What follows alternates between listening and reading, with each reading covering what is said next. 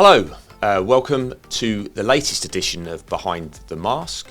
My name is Paul Dawson, I'm Chief Services Officer here at CyberIAM, and I'm delighted to be doing something slightly different today because we have one of our customers with us. I'm absolutely delighted to welcome Danial O'Shea, who heads up the Identity and Access Management function at Specsavers. So, Danial, CyberIAM itself was formed in 2016. Personally, we've had a long-standing relationship with yourself. Can I give you the opportunity to introduce yourself and how that relationship has started and has evolved? Yes, so I think our relationship goes back 6 years now to 2019, believe it or not, and started at my previous employer and has continued on in my time at Specsavers. I remember when we initially chose CyberIAM as our partner at the previous employer, it was really about looking for a partner that, one, specialised in identity. Yeah, we didn't just want the generalist partner, and one that really tailored to exactly what we needed. So obviously when I moved to Specsavers, I was really pleased to find that CyberIAM were partnering with Specsavers and had been for their entire identity journey. And yeah, we've continued it on ever since. So yeah, great stuff. We'll talk a little bit more about that journey. So you mentioned at both your previous employer and here at Specsavers, the assistance that we've given you across different identity security products. So we specialise across the different technologies, and we've actually worked on many technologies with yourself. Can you tell us a little bit more about that, perhaps? Yeah, sure. So my previous organisation, we were using SailPoint Identity Security Cloud, Beyond Trust for PAM, Ping Identity for our IDP, and then now at Specsavers, again, we've got SailPoint Identity Security Cloud, CyberArk for our PAM, and Entra ID for our IDP. And again, we've just started working on our customer identity journey as well with Ping as well. So a whole host of top identity vendors there, and you've been able to support us kind of in all the different facets and reasons that you've supported us. So yeah. I guess it helps the fact that an organisation can look across those different products at the same time within your company. Yeah, having one partner who can work across your whole identity, platform and architecture, and know how it all ties together. And often it's about, we're looking for outcomes as a business, and we don't necessarily mind which tool we reach those objectives with. So having a partner who's an expert in all of those and can help pull the threads together is exactly what we need. So because of course it's not all about this technology, is it? And as we assist you with different programs of work, what types of services are we currently providing for Specsavers? Yeah, I mean, I think we've probably consume most of the services that CyberIAM have to offer. Yeah, as I said at the start, you're really flexible to exactly what we need. So I think at the moment we've got a 24/5 service that you use staff in the UK and South Africa to support that. We have an on-call weekend, so that takes part of our operations.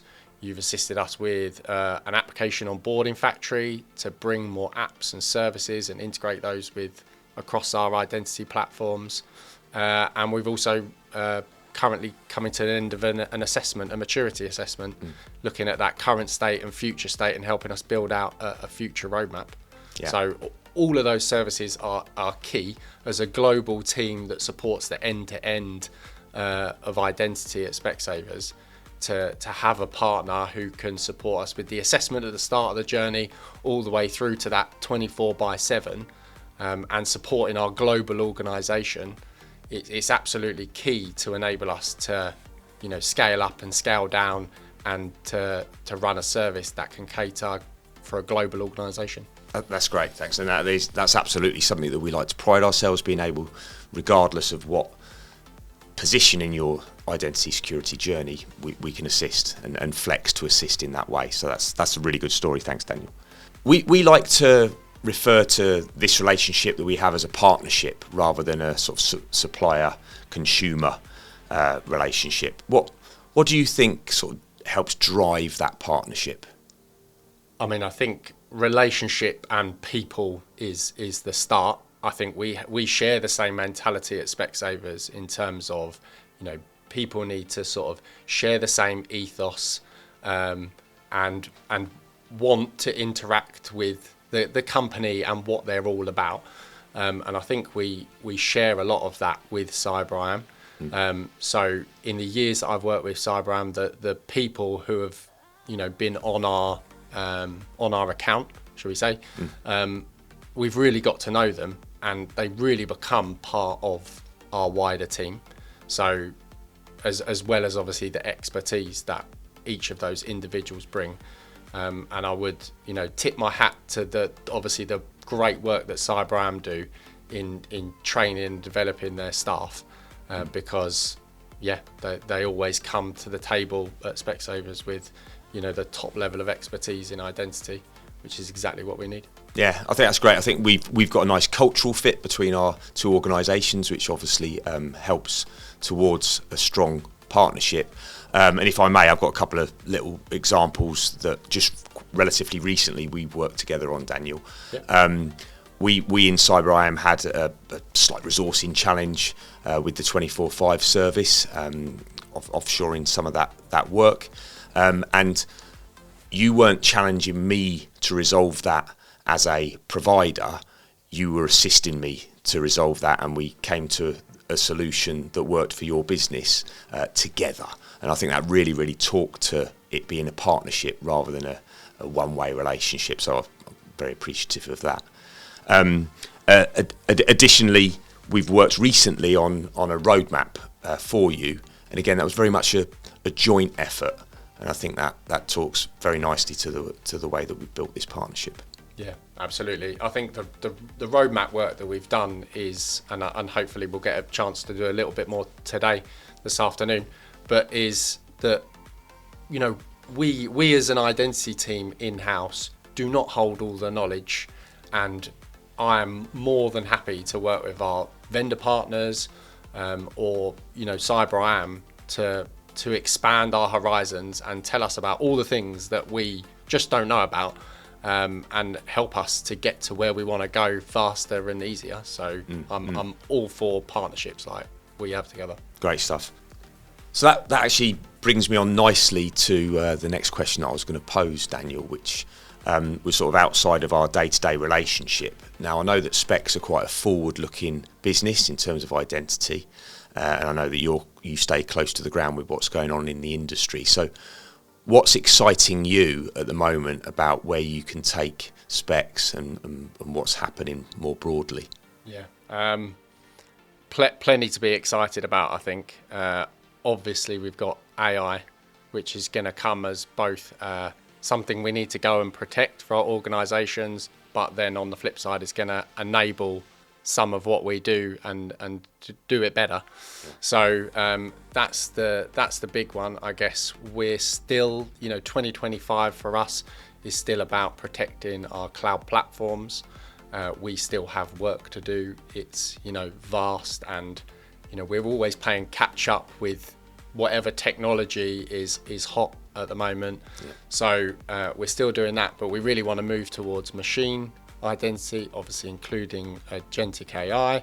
And so 2026 for us is all about the discovery. What is out there in our organization? What is high privilege? We're still striving for, least privilege, zero standing privilege. They're still our targets and objectives. And, in terms of staying fresh and relevant, we revisit our plans quite a lot. Sure. You kind of have to. Yep. In order to make sure that you're tackling the right high priority item for your organisation.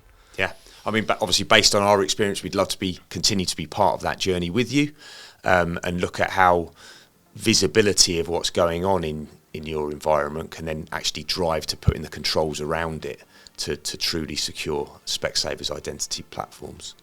So yeah, Daniel, if you were speaking to your peers who were on the market for finding an identity services provider, what sort of things would you advise them to be looking for, do you think? Yeah, so I think the first thing is make sure the scope of what the provider is providing fits your organisation and your objectives. That's key. A lot of providers will come to you with a package of how they might do it, but what I would say is do something that fits for you, fits for your organisation. That's the first thing. And then the second is around the relationship. You know, I prefer, and I think lots of organisations do, to have long-standing partnerships that you can build on and will evolve and get better over time. That is the other side of the coin, is not just something who will come in, deliver 1 year, you know, one objective and then be gone. Because, you know, it's been said a million times, but identity is this continuous evolving journey. So you will need partnership support likely, you know, for the foreseeable future. So having a partner who can go with you on that journey, know your past, know your present, and know where you're going in the future. Fantastic, yeah, nice. Key. That makes absolute sense. And without wishing to lead the witness, how do you think that CyberIAM stands out in that way? Yeah, I think it's just that you are identity specialists. You know, as someone who is heading up an identity team, and I'm looking for people where identity is their thing, that is where CyberIAM fit right into that. I can't think of another services provider sitting here who are, you know, where identity is their, you know, their specialism, like it is for CyberIAM. So, you know, that is essential, because nothing muds the water. It's very clear, and we're on the same page, and we can talk as peers. Yeah. So that works really well. No, I mean, identity is definitely our thing. Well, thank you very much, Daniel. Really looking forward to continuing to work with you on Specsavers' identity security journey. And thanks for joining me on Behind the Mask. Thank you, Paul.